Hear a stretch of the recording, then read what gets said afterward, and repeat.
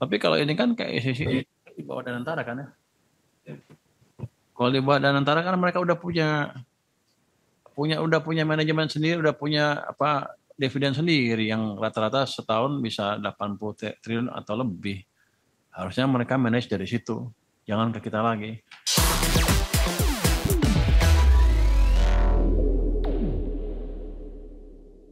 Menteri Keuangan Purbaya Yudi Sadewa secara tegas menolak membayar utang proyek kereta cepat Wush memakai dana APBN. Menurutnya utang proyek Wush bukan tanggung jawab pemerintah, di mana Purbaya menegaskan Danantara seharusnya bisa mengelola kewajiban keuangan proyek Wush menggunakan sumber daya yang dimiliki. Kerugian besar akibat pembangunan kereta cepat Jakarta-Bandung atau Wush tidak bisa ditutup-tutupi lagi. Terbaru, Wush terus membebani keuangan sejumlah BUMN yang terlibat di dalamnya mencapai 1,625 triliun rupiah. Danantara sebagai super holding BUMN disebut tengah mencari cara meringankan pembiayaan proyek tersebut, termasuk kemungkinan meminta dukungan dari APBN. Namun Menteri Keuangan Purbaya Yudi Sadewa secara tegas menolak wacana itu karena menurutnya utang proyek KCIC bukan tanggung jawab pemerintah, melainkan sepenuhnya menjadi urusan BUMN yang terlibat di dalamnya.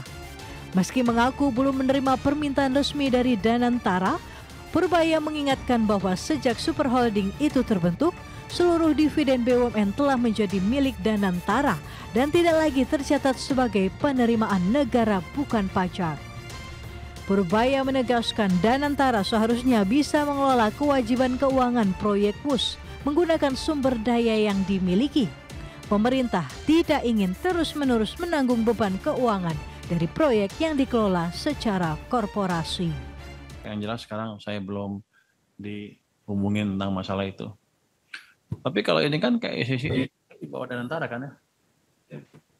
Kalau di bawah Danantara kan mereka udah punya manajemen sendiri, udah punya apa dividen sendiri yang rata-rata setahun bisa 80 triliun atau lebih. Harusnya mereka manage dari situ. Jangan ke kita lagi. Karena kan kalau enggak ya semuanya ke kita lagi, termasuk dividennya. Jadi ini kan mau dipisahin swasta sama government.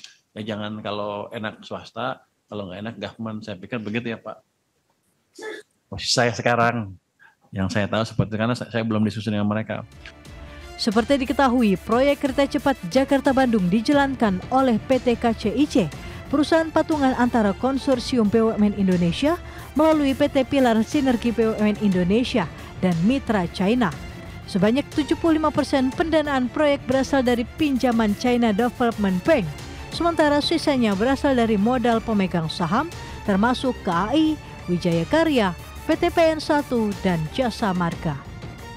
Berbagai sumber IDX Channel. Ya, pemirsa, proyek kereta cepat Jakarta-Bandung terus menuai polemik karena dianggap membebani keuangan perusahaan BUMN yang tergabung di proyek tersebut. PT Pilar Sinergi BUMN Indonesia sebagai entitas asosiasi KAI mencatatkan kerugian sebesar 4,195 triliun rupiah di sepanjang tahun 2024. Kerugian pun masih berlanjut di tahun 2025. Proyek pembangunan kereta cepat Jakarta-Bandung terus menuai polemik. Pasalnya, megaproyek yang dibangun era pemerintah Joko Widodo ini dianggap membebani keuangan perusahaan BUMN yang tergabung di proyek tersebut hingga menanggung kerugian triliunan rupiah. Pembangunan kereta cepat Jakarta-Bandung yang dimulai tahun 2016 ini pada awalnya hanya membutuhkan biaya 86,67 triliun rupiah. Namun realisasi proyek kereta cepat Jakarta-Bandung ini membengkak atau mengalami cost overrun hingga sekitar 7,27 miliar dolar Amerika atau setara 112 triliun rupiah. Pasca proyek rampung dan beroperasi, Wush terus mencatat rugi dengan nilai sangat besar. 4 BUMN Indonesia yang tergabung dalam konsorsium PT Kereta Cepat Indonesia China harus ikut menanggung beban utang dan bunga tinggi kepada pihak China. Dalam laporan keuangan PT Kereta Api Indonesia Persero per 30 Juni 2025, PT Pilar Sinergi BUMN Indonesia atau PSBI sebagai entitas asosiasi KAI mencatatkan kerugian bersih sebesar Rp4,195 triliun sepanjang 2024. Kerugian masih berlanjut di tahun 2025. Per Juni 2025, PSBI kembali merugi dengan nilai cukup besar mencapai Rp1,625 triliun. Dampak dari kerugian besar yang diderita PT PSBI sebagai pemegang saham mayoritas di PT KCIC, perusahaan-perusahaan BUMN yang tergabung dalam konsorsium harus ikut menanggung renteng kerugian dari operasional WUS. Dalam rapat kerja dengan DPR pada Agustus lalu, Direktur Utama PT Kereta Api Indonesia Persero Bobi Rashidin mengakui beban utang proyek kereta cepat Jakarta-Bandung akan menjadi bom waktu bagi perseroan. Kami mohon nanti satu waktu lagi apakah kita dalam bentuk FGD gitu ya untuk memahami lebih dalam, dan kami yakin dalam 1 minggu ke depan kami bisa memahami semua kendala-kendala, permasalahan-permasalahan yang ada di dalam KAI ini. Terutama kami dalami juga ya, masalah KCIC yang seperti yang disampaikan tadi, memang ini bom waktu. PT KAI sebagai pemimpin konsorsium dengan kepemilikan 58,53 saham PT PSBI mencatat sepanjang semester pertama 2025 KAI harus ikut menanggung rugi hampir sebesar Rp951,48 miliar. Sementara pada tahun 2024, KAI harus ikut menanggung rugi sebesar Rp2,23 triliun. Jakarta, Tim Liputan IDX Channel.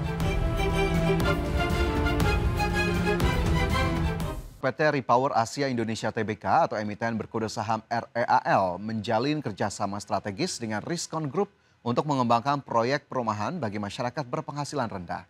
Kolaborasi ini diharapkan dapat mempercepat penyediaan hunian layak bagi masyarakat dan mendorong kinerja bisnis perseroan. PT Repower Asia Indonesia Tbk menjalin kerjasama strategis dengan Riskon Group untuk mengembangkan segmentasi rumah bagi masyarakat berpenghasilan rendah atau MBR. Kolaborasi ini ditargetkan dapat berjalan pada kuartal keempat tahun 2025. Real saat ini tengah menyiapkan pembentukan kerjasama operasi atau KSO dengan Riskon untuk mendukung proyek tersebut. Dalam skema kerjasama ini, Riskon berperan menyediakan lahan yang sudah siap dibangun, sementara Repower Asia Indonesia akan mengembangkan lahan itu hingga ke tahap pemasaran. Direktur Utama Real Aulia Firdaus menyatakan sinergi ini diharapkan dapat mempercepat realisasi proyek dan memberikan manfaat bagi masyarakat yang membutuhkan hunian layak. Aulia Firdaus menjelaskan kerjasama dengan Riskon dilakukan untuk menangkap peluang dari program pemerintah dalam penyediaan rumah bagi masyarakat berpenghasilan rendah setiap tahunnya. Ia menilai segmentasi MBR sangat potensial mengingat angka kekurangan pasokan atau backlog perumahan masih tinggi, sehingga strategi ini juga dapat meningkatkan kinerja real di masa mendatang. Di sisi lain, perseroan terus berupaya mengoptimalkan penjualan proyek-proyek yang sudah ada seperti perumahan Botanikal Asri di Depok, Jawa Barat. Perseroan juga akan memulai pengembangan proyek perumahan baru di Pasar Minggu dan Pondok Cabe untuk memperluas pasar penjualan. Perseroan akan terus mengoptimalkan pendapatan berulang dari aset yang dimiliki serta melakukan transformasi dan sinergi bisnis di berbagai lini. Langkah ini termasuk pengembangan properti di sektor telekomunikasi, digital, dan kesehatan untuk memperkuat posisi real di industri properti nasional. Tim Liputan IDX Channel.